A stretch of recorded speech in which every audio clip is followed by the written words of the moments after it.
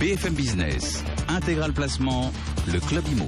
C'est à présent l'immobilier qui est à la une comme tous les jeudis et pour en parler bien évidemment, c'est Olivier Marin. Bonjour Olivier. Bonjour. Rédacteur en chef du Club Immo Explore Immo Le Figaro. Chaque semaine, vous nous accompagnez pour parcourir ce monde de l'immobilier. On commence par dresser quoi ? Un bilan et quelques perspectives pour ce marché ? Allez, on va faire un tour d'horizon du marché. Effectivement, on va parler du marché du neuf, du marché de l'ancien, du marché du prestige. Alors si on commence par l'ancien, on a des transactions qui tournent au ralenti, des délais de vente qui s'allongent et une tendance à la baisse des prix. En fait, tous les réseaux, dernièrement, les réseaux d'agences immobilières ont livré leurs notes de conjoncture, ainsi que la Fédération nationale de l'immobilier, mais également les notaires qui ont publié leurs chiffres hier sur le premier trimestre 2014. Alors, si l'on s'appuie sur les chiffres des notaires, notamment au niveau national, les prix sont en baisse d'1,7% sur un an, appartements moins 1,2% et maisons moins 2%. En province, les prix baissent en moyenne d'1,5%, recul des prix plus prononcé pour l'Île-de-France, moins 2,3% notamment pour les maisons. Alors évidemment, derrière ces moyennes se cachent bien sûr forcément des écarts. Fortes disparités avec des écarts, des marchés à plusieurs vitesses. Les notaires font même état de marchés désorientés. Paris et les grandes métropoles, les grandes agglomérations font de la résistance. En revanche, dès qu'on s'éloigne un petit peu, évidemment, là, on peut avoir des baisses de prix beaucoup plus importantes, notamment dans des secteurs ruraux ou à la campagne, avec des moins 5, moins 10, moins 15, moins 20%. Les biens surcotés ne trouvent pas preneurs. Les acquéreurs comparent. Les acquéreurs potentiels prennent leur temps. Les prix de l'immobilier vont continuer de baisser. S'il n'y a pas d'effondrement de prix à l'horizon, il n'y a pas non plus de reprise à attendre. Au niveau national, la baisse devrait cette année s'établir autour des moins 3%. Qu'est-ce qu'on peut dire des volumes de transactions ? Parce que là, on a la grande tendance, mais dans le détail, si on rentre un petit peu. Alors, l'AFNAIM notamment a donné des chiffres sur la période de juillet 2013 à juin 2014. Le nombre de transactions réalisées est de 730 000. C'est un peu plus que l'an dernier sur la même période, mais c'est plutôt bas puisqu'en 10 ans, le volume des transactions dans l'ancien a baissé de 12,8% en France, 11% en province et 21% en Île-de-France. Et puis les délais de vente, alors ils s'allongent. Exemple Century 21 livrait des chiffres. On atteint en moyenne 93 jours, c'est plus 2 jours par rapport à l'année précédente. Et puis par ailleurs, un mois, ça correspond, selon les notaires, au délai supplémentaire pour signer une promesse de vente depuis la loi Allure et les fameuses pièces pour les copropriétés à réunir. Un mois supplémentaire, c'est ce qu'indiquent les notaires. C'est pas là pour fluidifier le marché, ça Absolument. non plus. Hein. Donc là, on était dans l'acquisition, dans l'ancien. Du côté des loyers, comment est-ce que ça évolue ? Alors, les loyers dans le privé, on est, Cédric, plutôt à la hausse. Si l'on prend le dernier observatoire Clameur qui étudie l'évolution des prix des loyers dans le privé au moment de la relocation, le rythme des hausses s'est accéléré durant le printemps. Les loyers ont augmenté en moyenne de plus 1,1% sur les 5 premiers mois de l'année, c'est-à-dire plus vite que l'inflation, qui était à plus 0,7 selon l'INSEE. Les plus fortes augmentations de loyers, alors ça concerne les grandes surfaces au détriment des petites qui sont moins impactées.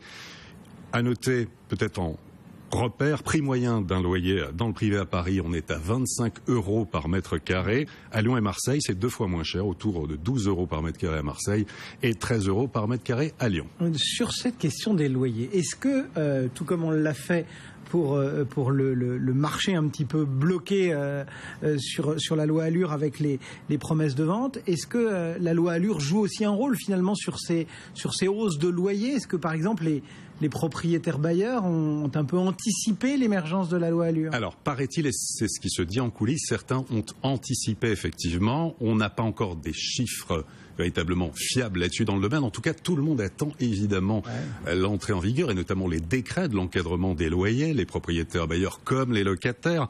Alors, on attend cette publication de décret qui devrait intervenir là au mois de juillet. Chaque année, il y aura des loyers de référence à ne pas dépasser. La mesure sera appliquée en tout cas pour Paris et l'agglomération donc francilienne d'ici la fin de l'année, c'est ce qu'indique le gouvernement.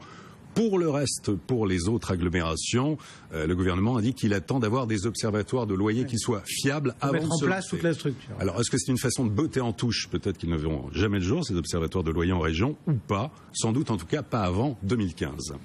Allez, on passe au marché du neuf maintenant. Il continue de souffrir, ce marché du neuf? Alors, des acquéreurs qui ne sont pas au rendez-vous, des investisseurs qui désertent, des permis de construire en recul, des mises en chantier en baisse. Au niveau de l'activité, on est vraiment dans le rouge, dans le neuf, autour de 300 000 logements neufs par an, contre un objectif initial de 500 000 logements. Le gouvernement, alors, essaie de relancer. Il a annoncé un plan d'action pour tenter de relancer un secteur qui est en berne. Une cinquantaine de mesures de simplification, notamment de réduction de normes, vont voir le jour sans doute à la rentrée, mais voilà, ça ce sont des effets qui se produiront sans doute à long terme. Il y a peut-être d'autres effets à attendre bientôt. Quelle mesure justement pour essayer d'avoir un effet pas immédiat, mais un peu plus rapide? Un peu plus rapide, en fait, il y en a deux en direction à la fois des primo-accédants et des investisseurs. Alors le gouvernement mise sur ces deux segments. Pour les primo-accédants, alors le PTZ+ sera étendu, plus avantageux pour les jeunes ménages. Exemple, à Toulouse, un couple avec un revenu de 2 250 € par mois qui souhaite accéder à la propriété pourra emprunter 49 000 € à 0% d'intérêt au lieu de 43 500 € aujourd'hui. Et puis à noter que de nouvelles zones comme Saint-Étienne seront éligibles. Le gouvernement espère passer de 40 000 à 70 000 PTZ par an. Et puis ce sera également ouvert à l'ancien avec 2000 communes rurales qui seront éligibles et notamment avec travaux pour l'ancien.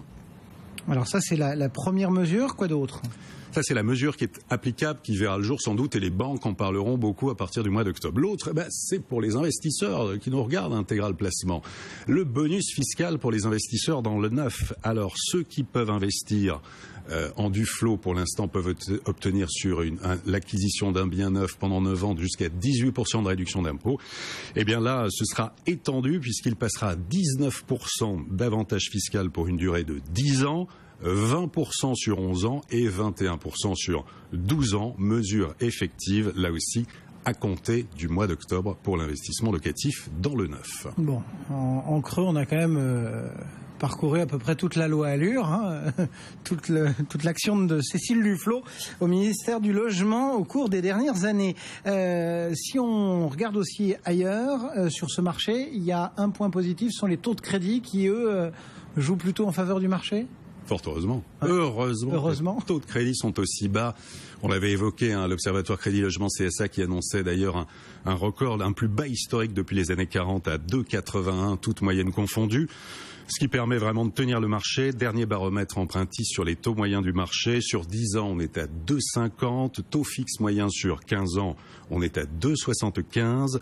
Taux fixe moyen sur 20 ans, 3,05. Et taux fixe moyen sur 25 ans, 3,50. Voilà, ce sont des moyennes du marché. Des taux fixes hors assurance. Les meilleurs dossiers peuvent évidemment obtenir de meilleures conditions.